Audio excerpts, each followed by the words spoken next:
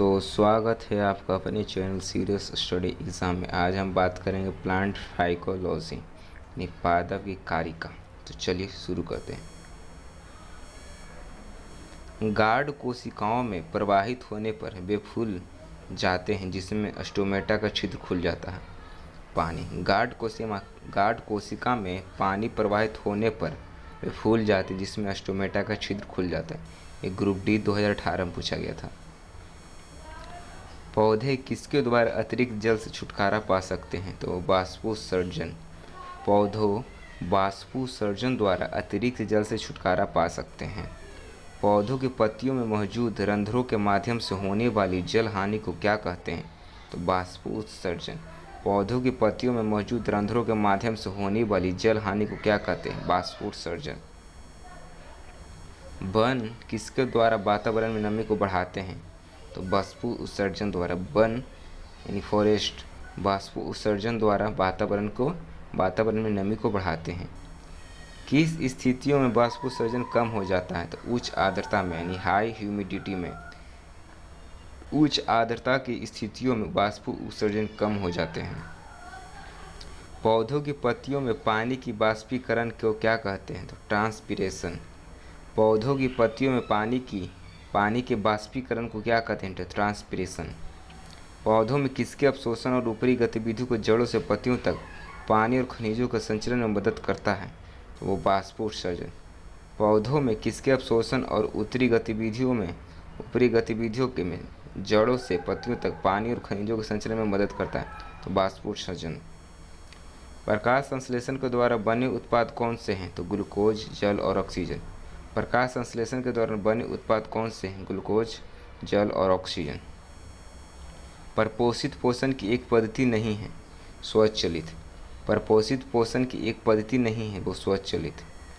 निम्नलिखित में से कौन सी प्रक्रिया कार्बन डाइऑक्साइड वातावरण से हटाती है? तो प्रकाश संश्लेषण। निम्नलिखित में से कौन सी प्रक्रिया कार्बन डाइऑक्साइड वातावरण से हटाती है? तो प्रकाश संश्लेषण। किस प्रक्रिया में ऑक्सीजन वायु में मुक्त होगी? प्रकाश संश्लेषण। किस प्रक्रिया में ऑक्सीजन वायु में मुक्त होगी? प्रकाश संश्लेषण। प्रकाश संश्लेषण की प्रक्रिया में जारी होने वाले ऑक्सीजन कहाँ से आता है? तो पानी से। प्रकाश संश्लेषण की प्रक्रिया में जारी होने वाला ऑक्सीजन कहाँ से आता है? तो वो पानी से। फोटोसिंथेसिस के किस स्तर पर ग्लूकोज का निर्माण करते हैं? तो केल्विन साइकिल पर। फोटोसिंथेसिस के किस स्तर पर ग्लूकोज का निर्माण करते हैं? तो केल्विन साइकिल पर। फाइटोक्रोम का एक प्रशांत रूप है P660। फाइटोक्रोम का एक प्रशांत रूप है P660। निम्नलिखित में से कौन सा प्रकाश संश्लेषण के लिए आवश्यक नहीं है? वो ऑक्सीजन। निम्नलिखित में से कौन सा प्रकाश संश्लेषण के लिए आवश्यक नहीं है? ऑक्सीजन। प्रकाश संश्लेषण की प्रक्रिया में पौधों को किस ऊर्जा में उपयोग करते हैं? पौधे तो वो सौर ऊर्जा में। प्रकाश संश्लेषण की प्रक्रिया में पौधे किस ऊर्जा में उपयोग करते हैं? तो वो सौर ऊर्जा में। प्रकाश संश्लेषण की प्रक्रिया में मदद करने के लिए हरी पत्तियों में कौन सा पदार्थ मौजूद होता है? क्लोरोफिल। प्रकाश संश्लेषण की प्रक्रिया में मदद करने के लिए हरी पत्तियों में कौन सा पदार्थ मौजूद होता है? तो वह होता है क्लोरोफिल। पौधों में शर्करा का सामान्य प्रवाही रूप है सुक्रोज। पौधों में शर्करा का सामान्य प्रवाही रूप है सुक्रोज।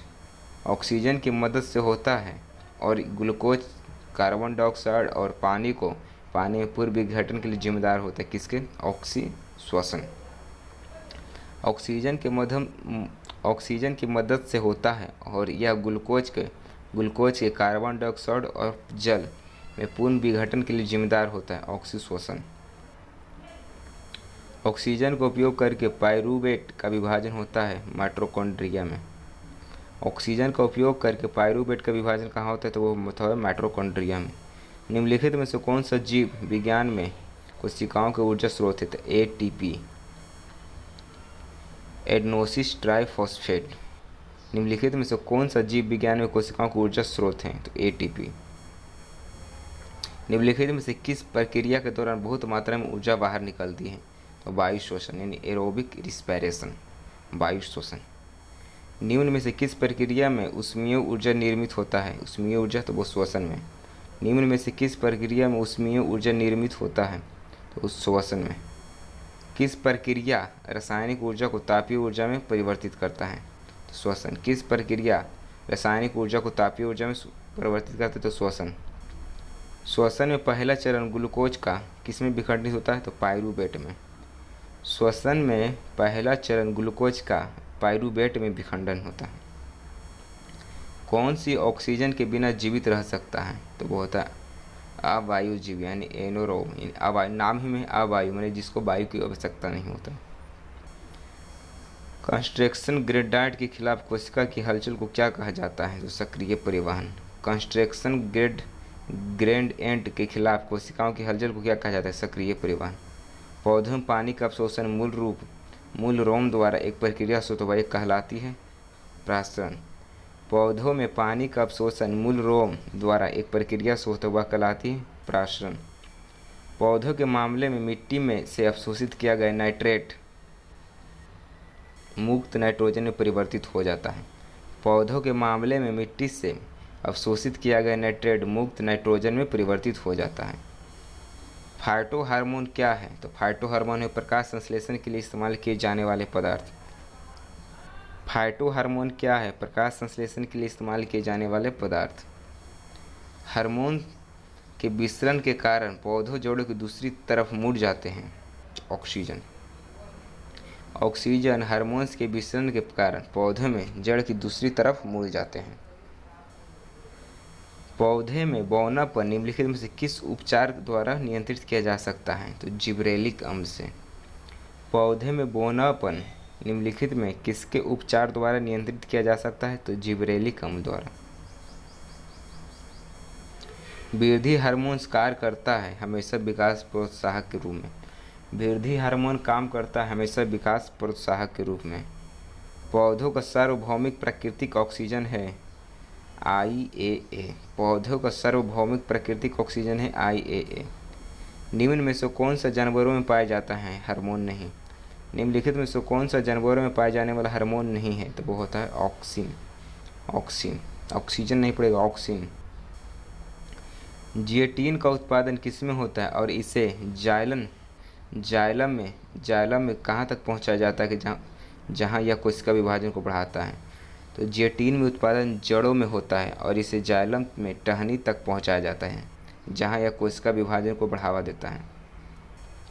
निम्नलिखित में से कौन रंध्रों को बंद होने और पत्तियों को गिरने में मदद करता है? एब्सिसिक अम्ल। निम्नलिखित में से कौन रंध्रों के बंद होने और पत्तियों को गिरने में मदद करता है? एब्सिसिक अम्ल। निम्न में से कौन सा पादप हार्मोन वृद्धि रोकता है? पादप हार्मोन वृद्धि तो एब्सिसिक अम्ल। निम्न में से कौन सा पादप हार्मोन वृद्धि रोकता है? एब्सिसिक अम्ल। पौधों में कोशिका वृद्धि और कोशिका विभाजन को बढ़ावा देता है क्या? तो साइटोकाइनिन्स। पौधों में किसका वृद्धि और कोशिका विभाजन? पौधों में कोशिका वृद्धि और कोशिका विभाजन का बढ़ावा देता है साइटोकाइनिन्स। देखिए कितना बार रिपीट हुआ 2018 में। 30 तारीख, 16 तारीख, 28 तारीख, 15 तारीख, 24 तारीख। साइटोकाइनिन्स। पौधों में स्रावित होने वाला हार्मोन किसके कारण उसका तना सूरज की रोशनी की ओर झुकता है और क्या कहलाता है? ऑक्सीन। ये पशुओं में नहीं पाया जाता, जानवरों में। पादप हार्मोन नहीं है, कौन सा? एड्रीनेलिन पादप हार्मोन नहीं है। अनुवर्तम अधिकांशतः दर्शाता है क्या? किसी पौधों को दिशात्मक विकास। अनुवर्तन अधिकांशतः दर्शाता है क्या? किसी पौधों का दिशात्मक विकास। फोटोट्रोपिज्म का क्या अर्थ है? तो पौधों का फोटोट्रोपिज्म का क्या अर्थ है? पौधों का प्रकाश की दिशा में बढ़ाना। फोटोट्रोपिज्म का क्या अर्थ है? पौधों का प्रकाश की दिशा में बढ़ाना। पौधों की किस अंग की वृद्धि या गति जब किसी विशिष्ट उद्दीपक की ओर होती है तो इस प्रक्रिया को क्या कहा जाता है? तो धनात्मक अनुवर्तन। पौधों के किसी अंग की वृद्धि जब किसी विशिष्ट उद्दीपक की ओर होता है तो इसकी प्रक्रिया क्या कहलाता है? धनात्मक अनुवर्तन। जब पौधे भाग की वृद्धि या गति प्रकाश की अनुपस्थित में होती है तो इस प्रक्रिया को क्या कहते हैं? तो ऋणात्मक प्रकाशानुवर्तन। जब पौधे भाग की वृद्धि या गति प्रकाश की अनुपस्थिति में होती है तो इस प्रक्रिया को क्या कहते हैं? ऋणात्मक प्रकाशानुवर्तन। पौधे किस विधि में से भोजन का निर्माण करते हैं? तो प्रकाश संश्लेषण। पौधे किस विधि से भोजन का निर्माण करते हैं? तो प्रकाश संश्लेषण। पर्यावरण के अजैव अवयव का उदाहरण है वायु। पर्यावरण का अजैव अवयव का उदाहरण है वायु। पौधे की प्रकाश संश्लेषी क्रिया मनुष्यों में सहित वृद्धि पर पौधे की प्रकाश संश्लेषी क्रिया मनुष्यों में सहित पृथ्वी पर सभी प्राणियों को जीवित रखने का काम करती है। निम्नलिखित वैज्ञानिकों में से किसने इस क्षेत्र में अपने योगदान के लिए नोबेल पुरस्कार जीता था? तो मेल्विन केल्विन ने। प्रकाश संश्लेषण क्रिया किस प्रकार का प्रकाश सबसे अधिक प्रभावशाली होता है? तो लाल। प्रकाश संश्लेषण की प्रक्रिया किस प्रकार का प्रकाश सबसे अधिक प्रभावशाली होता है? तो लाल। फलों को पकाने से पहले गिरने पर कुछ मामलों में उपज की महत्वपूर्ण हानि होती है, किसके द्वारा रोका जा सकता है? ऑक्सीजन के छिड़काव द्वारा। ऑक्सीजन के छिड़काव के द्वारा। फलों के पकाने से पहले गिरने पर कुछ मामलों में उपज की महत्वपूर्ण हानि होती है, इसे किसके द्वारा रोका जा सकता है? ऑक्सीजन के छिड़काव के द्वारा। प्रकाश संश्लेषण में पौधे की कौन सी गैस का अवशोषण करते हैं? तो कार्बन डाइऑक्साइड। प्रकाश संश्लेषण में पौधे की कौन सी गैस का अवशोषण करते हैं? तो कार्बन डाइऑक्साइड। प्रकाश संश्लेषण में पर्णहरित की भूमिका है प्रकाश का अवशोषण। प्रकाश संश्लेषण में पर्णहरित की भूमिका है प्रकाश का अवशोषण। पौधों तथा पेड़ों के पत्तों का हरा रंग होने के कारण क्या है? क्लोरोफिल का होना। पौधों तथा पेड़ों के पत्तों का रंग हरा होने का कारण क्लोरोफिल का होना। प्रकाश संश्लेषण के दौरान प्रकाश ऊर्जा रूपांतरित होती है किसमें? रासायनिक ऊर्जा में। प्रकाश संश्लेषण के दौरान प्रकाश ऊर्जा रूपांतरित होती है रासायनिक ऊर्जा में। वह प्रक्रिया जिसका प्रयोग पौधे रात में ऊर्जा प्राप्त करने के लिए करते हैं उसे क्या कहते हैं? श्वसन। वह प्रक्रिया जिसका प्रयोग पौधे रात में ऊर्जा प्राप्त करने के लिए करते हैं उसे क्या कहते हैं? श्वसन। निम्न में से कौन सा कथन एकमात्र सही है? पौधे अपनी जड़ों द्वारा मिट्टी से भोजन अवशोषित करते हैं। पौधे अपनी जड़ों द्वारा मिट्टी से भोजन अवशोषित करते हैं।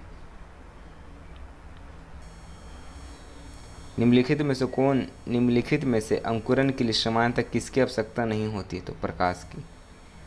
निम्नलिखित में से अंकुरण के लिए किसकी समानता आवश्यकता नहीं होती है? प्रकाश की। पूछे कैसे? क्योंकि आप लोग चना फूलने देते हैं, बूट फूलने देते हैं, कुछ भी फूलने देते हैं, उसको ज़रूरी नहीं कि हम धूपा में रखें, उसको आप रूम में भी रख दीजिएगा तो अपने आप फूल जाएगा। इसी को अंकुरण कहते हैं। पौधों में जल के ऊपर की ओर गति कहलाती है रसारोहण। पौधों में जल के ऊपर की ओर गति कहलाती है रसारोहण।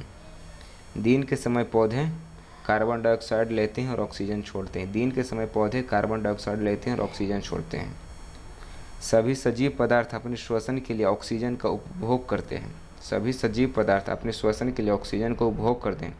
पौधों द्वारा किस समय ऑक्सीजन की पुनः पूर्ति की जाती है? तो दिन के समय। सभी सजीव पदार्थ अपने श्वसन के लिए ऑक्सीजन का उपभोग करते हैं। पौधों द्वारा किस समय ऑक्सीजन की पुनः पूर्ति की जाती है? तो दिन के समय। रात के समय पेड़ के नीचे सोना उचित नहीं है क्योंकि पेड़ कार्बन डाइऑक्साइड छोड़ता है। रात के समय पेड़ के नीचे सोना उचित नहीं क्योंकि पेड़ रात के समय कार्बन डाइऑक्साइड छोड़ते हैं। प्रकाश संश्लेषण में किसका ऑक्सीकरण होता है? ऑक्सीकरण होता है तो जल का। प्रकाश संश्लेषण में किसका ऑक्सीकरण होता है? जल का। प्रकाश संश्लेषण के दौरान प्रकाश ऊर्जा रूपांतरित होती है रासायनिक ऊर्जा में। प्रकाश संश्लेषण के दौरान प्रकाश ऊर्जा रूपांतरित होती है रासायनिक ऊर्जा में। प्रकाश संश्लेषण में हरे पौधे द्वारा कौन सी गैस छोड़ी जाती है? तो ऑक्सीजन। प्रकाश संश्लेषण में हरे पौधे द्वारा कौन सी गैस छोड़ी जाती है? ऑक्सीजन। कौन सी गैस उस प्रक्रिया का एक गौण उत्पादन है जिसका प्रयोग पौधे बनाने के लिए करते हैं? Carbon dioxide. कौन सी गैस उस प्रक्रिया का एक गौण उत्पादन है जिसका प्रयोग पौधे बनाने के लिए करते हैं? तो कार्बन डाइऑक्साइड। प्रकाश संश्लेषण की प्रक्रिया निम्नलिखित में से कौन सी गैस बाहर निकलती है? तो ऑक्सीजन। प्रकाश संश्लेषण की प्रक्रिया में ऑक्सीजन गैस बाहर निकलती है। प्रकाश संश्लेषण के लिए ऊर्जा प्रदान कौन करता है? तो प्रकाश। प्रकाश संश्लेषण के लिए ऊर्जा प्रदान कौन करता है? तो प्रकाश। सूर्यमुखी में पुष्प क्रम का प्रकार यह है कैप्यूटुलम। सूर्यमुखी में पुष्प क्रम का प्रकार यह है कैप्यूटुलम। निम्नलिखित में से कौन सी जड़ है?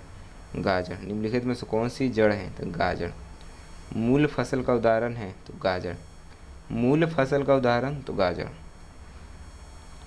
पौधों में वह भाग जो पानी एवं बिलियों को जड़ों से पौधों के अनेक भागों में ले जाते हुआ कहलाता है जाइलम। पौधों का वह भाग जो पानी एवं बिलियों को जड़ों से पौधों के अनेक भागों में ले जाता है यह कहलाता है जाइलम। आई होप वीडियो आप लोगों को पसंद आया होगा। लाइक कर दें, शेयर कर दें, सब्सक्राइब करना न भूलें। Thank you.